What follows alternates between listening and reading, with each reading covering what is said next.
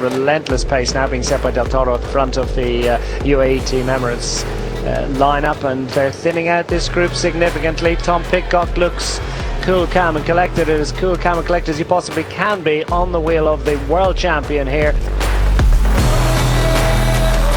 Tim Wellens third in this race, far back as 2017, and setting a relentless tempo now. Tom Pidcock has decided to go on the wheel of the Belgian rider and in front of Tadej Pogačar. Pidcock sensed that Tim Wellens was starting to suffer a little bit, and he's decided to launch and thin this one out. Pogačar's there as well, one side of the road, and the other side it's Pidcock and Pogačar, the winners of the last three events between them, and Pidcock is working very, very hard indeed to try and hang on in the wheel. They're hoovering up riders from the early break, and Pogačar's decided to make his move in the same sector that he did 12 months ago. Everybody knows about it, everybody knows they need to try and hold the wheel, and Pidcock is absolutely frantic at this moment. Can he possibly hang on in this particularly steep sector to try and stay in with the red hot favourite as they arrive up to the other riders from the early break? And here he goes again as Tadej Pogačar stamps on the pedals, and it looks as if Tom Pidcock's going to be the only rider who can possibly stay with him at the moment.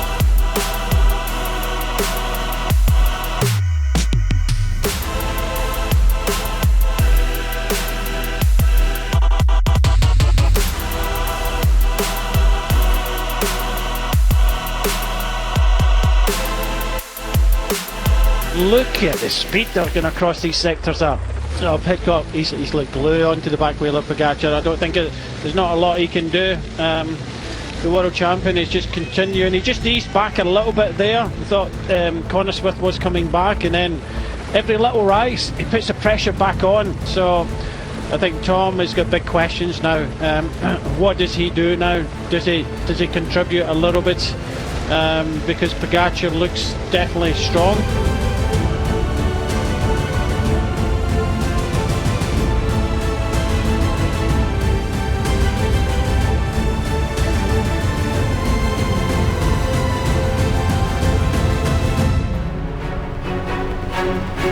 Oh, Pogačar's off, and the lead group have come, and that's a little bit of a carambolage as Pogačar.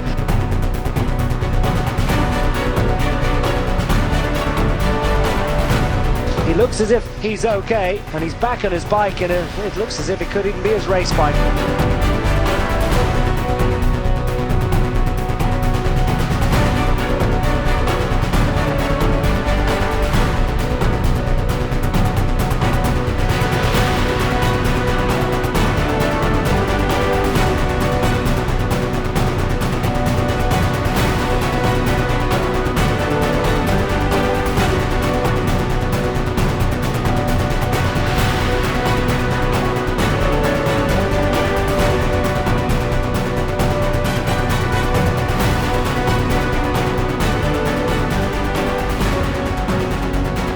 Swift gone. I was just about to say how well Connor Swift was doing to stay with Pogačar for as long as he did, down to the final 500 metres of this sector for the man up front. So it's probably about 600 metres for this man, and he's almost half the deficit, down to 19 seconds. He's on a charge here, and how much of an adrenaline surge did he get from that, from the shock of hitting the tarmac and the grass? And well, he's got the bruises and he's looking pretty battered about this one at the moment, but it's not obviously affecting his ability to press on the pedals. He's absolutely charging through this sector. He'll ramp up, make a left turn up here, and these will ease slightly in terms of the gradient.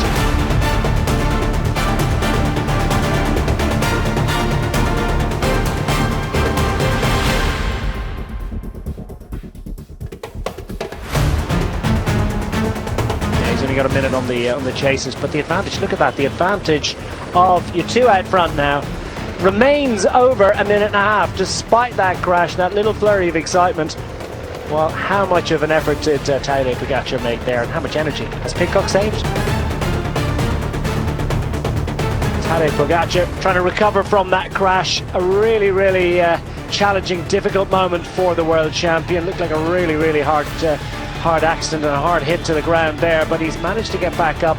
not showing any ill effects from it. It doesn't seem to be affecting his performance right now, Brian, and if anything, he got a major charge, a real surge of adrenaline there, didn't he, in the way that he was able to get back to Tom Pidcock as quickly as he did.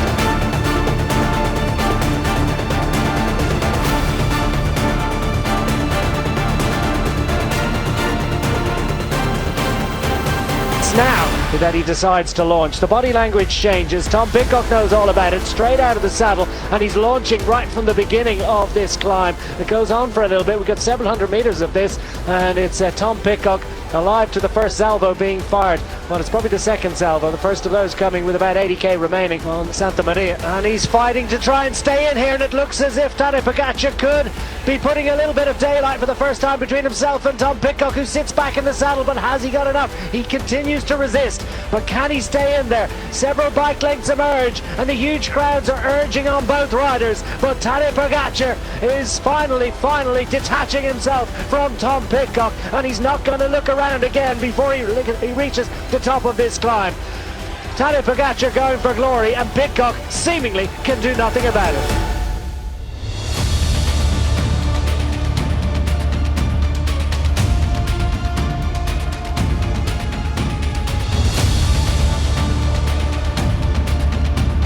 The gap almost instantly moves out to 20 seconds.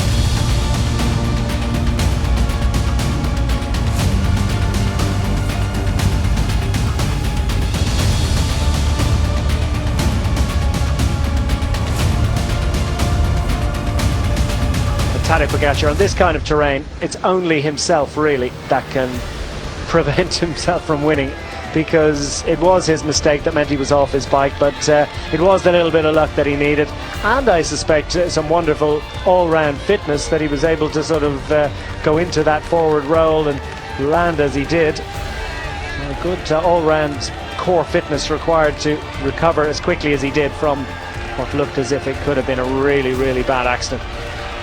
Yeah, it's just that I think the speed has helped him. I think they'll get into that corner over 50 k's an hour, so I think just that the pure speed he went into that corner, slid out, and you know, was into kind of soft grass. But you know, when you upend yourself even in the soft grass, you come down awkwardly. You know, I was thinking, how's he not broken a collarbone up? But he bounced up very quickly, and you know, he's come here to win this race. I still believe that when he attacked initially, he thought he might go solo like he did last year.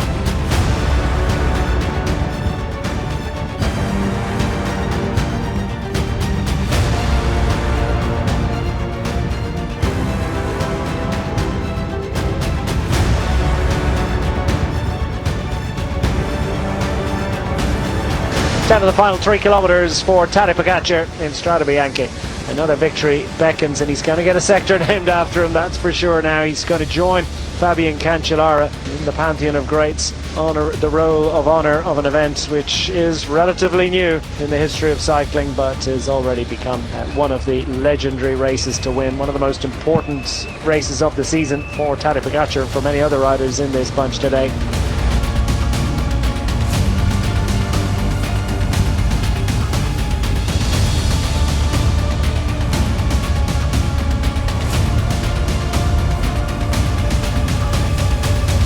Making history and giving us these remarkable and wonderful images, and for a man who's won the Tour de France on 3 occasions. He's taken 17 stage victories in France along the way. He's won no less than 4 editions of Lombardia, a couple of Liège-Bastogne-Liège.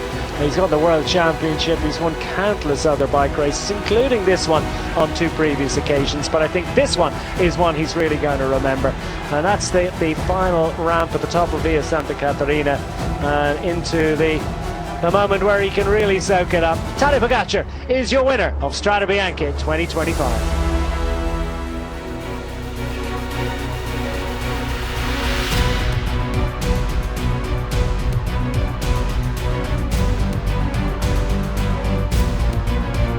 Oh, in fact, just a movement. I think it's Pogačar just starting to move up now. Jovan knows what job he's got to do here. Van Eetveld likewise has got something to offer, presumably. Ana Rubio is very much still in the vanguard. He's actually 2 wheels down on Tadej Pogačar. Remarkable ride for him with 2.4 kilometres to go. Zeksias on the front now, weaving his head from side to side, trying to keep this pace nice and high as his teammate Felix Gall looks around just to suss out who's there or thereabouts. Finn Fisher-Black just shouldering almost the barrier at the concrete barrier in the centre to the side of the road. Look at Pogačar, however. The little trusses of hair like cue the Jaws music, looks like a shark's fin, doesn't it, sticking up out of his helmet. And in fact he's sticking to Jay Vine's wheel, who's in wheel 3 at the moment, just pulls up alongside Lenny Van Eetveld, and everyone else is starting to line up. The cream rises to the top here. The very best are going to be left here for the final test. 2 kilometres to go. There's a big acceleration. It's Gall, I think, on the right hand side, who's tried it. Yes, it is. No, it's not. Is it Gall? I think it. Or is it his teammate? Yeah, I think it might be Seychelles. But anyway, having a quick no, he's further back.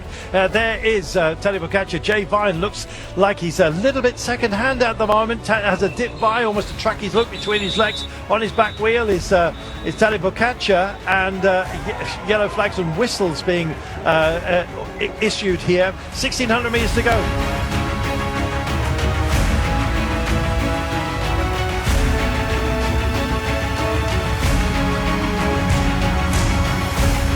0.1 Ks to go. The rainbow band's lurking in second wheel.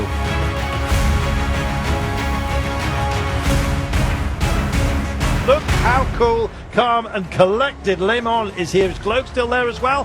Here we go. Just check it out. 700 metres to go. Jay Vine there. Look at Pogačar. Just checks over his shoulder. And still it is Jay Vine setting this relentless tempo.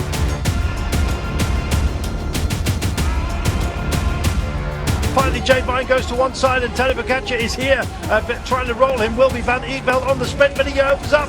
Pogačar goes for it. The rainbow bands are there. But sensational driving by him. Oscar only tries for a very good finish here. He's going to get one, but the man who's going to win it is indeed Tadej Pogačar. Favourite before the day. Had to stand big and tall, and he's done exactly that. He's chucked a mountain down here with the side of his hand. That was phenomenal.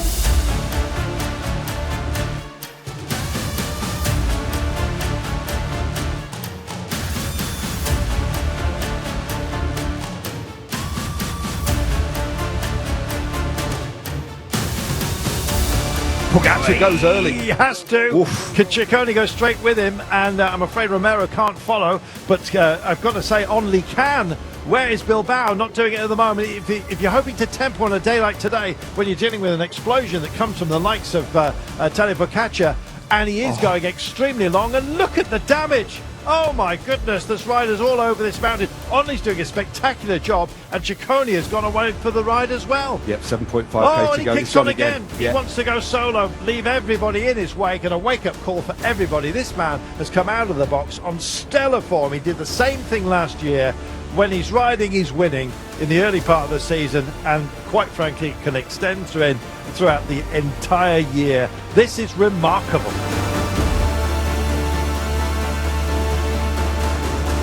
Tadej Pogačar, that first stinging attack, looked round and then leant on it again. He's a man completely in control, and you get the sense that he's got even more under the hood at the moment. Tadej Pogačar is so explosive, and he has detonated the field. Yeah, he looks very much in control. Takes another little look. Will just add a little bit of pace if he needs to. And what, of course, he didn't want to risk is leaving it too late, especially on a headwind climb. If you leave, what you don't want to do is underestimate it. It's far easier on a tailwind climb to break to go clear. But he's made sure he's now setting his own rhythm. Every now and again he can glance behind. He is well in control. It's only 17 seconds.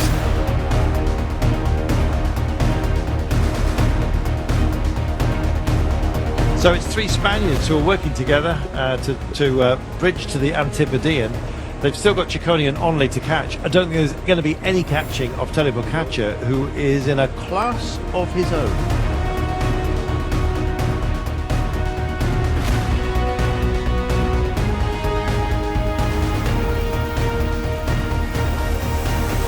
It's about minor places behind this man, because he's got over half a minute now with 5 kilometres to go.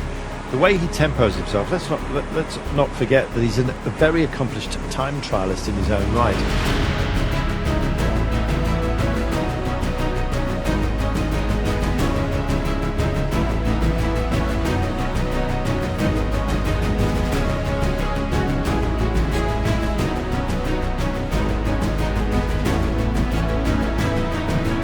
It is our leader, and it is Tadej Pogačar.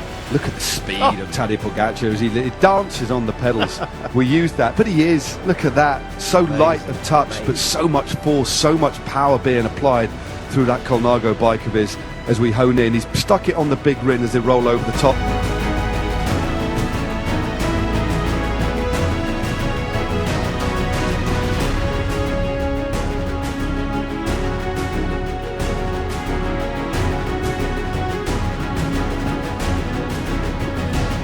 Here he comes, not quite in that little downhill section. It'll kick up and then carry it, and then he'll carry some of that impetus to the line. It's a bizarre thing. This is not the finish. We're into the hoarded sections. So he goes down into the dip and then kicks up to the finale. So right now he can almost look back down the mountain, think about how he's going to celebrate, to be honest. He can coast, yeah, he can work out what's a salute as the road eases, and he visibly is eased off here. He's got it in the bag. 52 seconds cushion is going to be enough. Of course, he started the day 21 seconds in front of Josh Tarling. So it's academic now, but another emphatic victory for Tadej Pogačar in red. Such an important race as the road starts to descend. But this is our sprint zone. This is where it's going to be sorted out for the podium. If Ivan Romero can get back on, it's anybody's game to finish the job. Goodness me, Ciccone can kick a bit, so can Bilbao when he needs to. We'll see what Romero's got left. Here is the grand finale for Tadej Pogačar to bring this in. He came here with expectations. He came here with demands. UAE Team Emirates expect this man to perform. They've got used to him delivering, but nothing is certain in cycling. It's set, it seems, for the quality and the sheer dominance of Tadej Pogačar. He owns this mountain. Quite frankly, he looks like he owns cycling at the moment. He brings the red leader's jersey home for another title, and he's going to start high-fiving the fans who are dotting the side of the road. There's teammates here as well, and he's going to turn in to the final corner, having turned in an amazing performance yet again from one of the all-time greats of our sport. Chapeau, that man.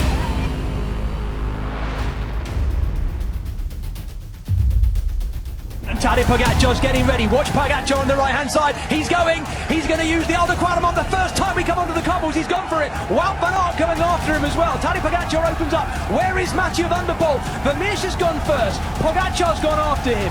Wout van Aert has gone with him. Where is Mathieu van der Poel? Is that him on the inside down there, Hutch?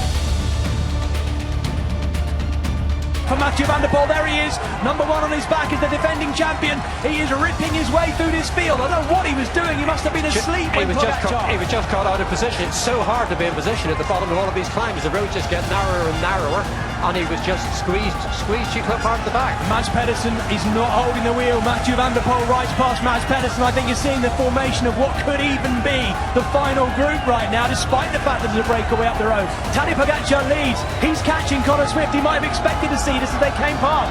Look at Wout van Aert, who we thought might bounce back today. He's got one rider with him. It's Jorgensen, the American. Matteo Jorgensen sits on the wheel of Wout van Aert, who's looking good right now. They're on the Aldo Quadramon, and Tadej Pogačar looks back. There's Elmar Reinders about to be reined back in. But watch Mathieu van der Poel, because as it's happening, it doesn't really matter. Van der Poel turning it up, Tadej Pogačar going with him. Are they causing separation? It looks like Jorgensen, and Wout van Aert is on full pelt right now. Wout van Aert having to work very hard to hang on to this. I don't think he's going to go with them. Looking at this, they're going to really make this first ascent of the Paterberg count. Van der Poel goes over the top. That's the left-hand turn that the second time round will bring them to the road to the finish. It looks like at the moment that is Wout van Aert just latching onto the back of that group. They were caught at the start of the Paterberg. Here comes Tadej Pogačar, who's lifting up himself. He's coming close to catching the break already. This is doing damage to the group. Nielsen Paulus not enjoying this. Arben Leibens neither. Two favourites at the moment are dropping Mads Pedersen. This is being turned on by Tadej Pogačar. Mathieu van der Poel at the moment is wise to it. He's trying to hug the smoothest bit at the back, but at the moment they've shaken out Mads Pedersen. Tadej Pogačar is going to go again. Here we go. This time it's Wout van Aert going after him, though. The Wout van Aert fans are going to be loving this because he is looking on it today, looking for revenge maybe for what's happened this week and the preceding weeks. And here we go. Tadej Pogačar picking it up. Let's see how much his cobbled riding's been improving. He's been out on the bike this week picking up KOMs whilst wrecking sectors of Paris-Roubaix. How much is his mind hutch on Paris-Roubaix in 1 week's time? Can you be so focused? Again, we've got that lead trio away. We've got Pogačar, Van der Poel and Mads Pedersen tucked in just behind them. 3 current or former world champions off on the front of this climb on the Tour of Flanders. And again, this is the kind of the trio we keep expecting to see. They've been away as a group before and been brought back. They've gone away again. Is this the time it's going to stay? This is the Tayenberg. Watch the legs, watch the cadence of Tadej Pogačar, watch the gap back to Mads Pedersen because it's cracking open already, I think. There's a little gap to Pedersen. Watch him because I think Sturben's also in trouble and we're going to see it. We're boiling up the 2 best riders in the race and Wout van Aert is seeing them go past him. Tadej Pogačar now turning it on. What has Mathieu van der Poel got left? I think he's in his big gear there. He is really pressing on the pedals to try and stay with Tadej Pogačar. There's a bike length gap. Can he take more? What can Mathieu van der Poel do to stay with the world champion? It's cracking open, Hutch. He's cracking. Pogačar is opening. I didn't think he was going to do this on the Eau de Quarmont on the last climb. I just thought it was going to be, too close to the finish for Pogačar to drop. No, it's done. It is done. You're absolutely right, John. Mathieu van der Poel is turning squares and Tadej Pogačar's turning silky smooth circles. Mathieu van der Poel looks back. Tadej Pogačar's riding clear. Is this it in this year's Tour of Flanders? Tadej Pogačar going for his second win and Mathieu van der Poel vying today to become the greatest male rider in the history of this, the greatest of all one-day classics. Look at this.